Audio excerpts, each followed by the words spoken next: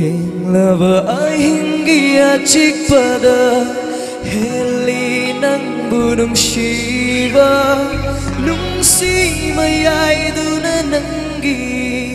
Manglantay bang anidasu Kauri boy kalina natada Lagpag na basik o laro Nanggi nung shiri Kipiro nga sidi Singlaba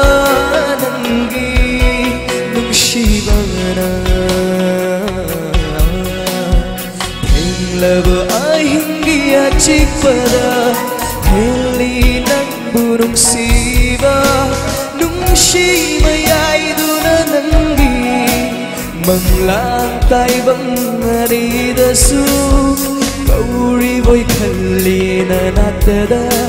Lagpag na basik o laro Nanggi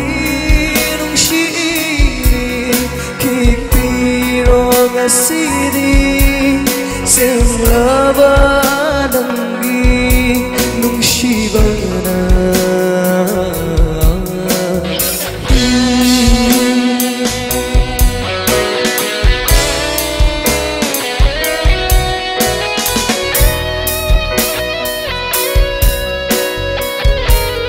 Sesi sa Golden Pera Bilin Sugar Bayamba Razu Bahagi President sa Makada Tok sa kibay sa ini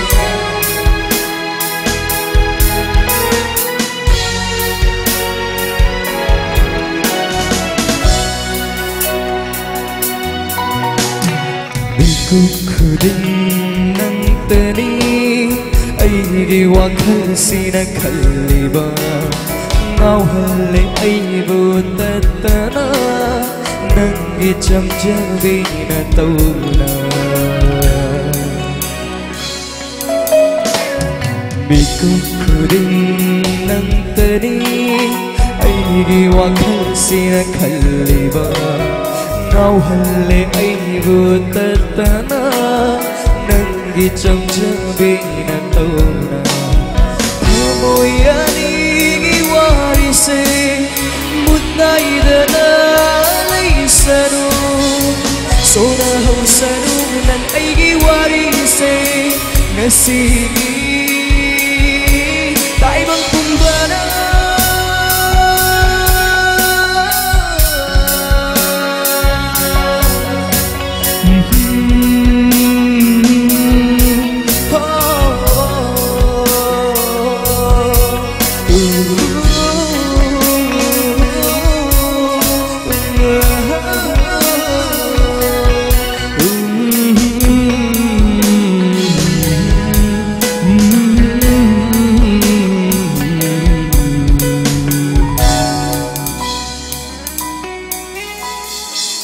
Thank you. That's it.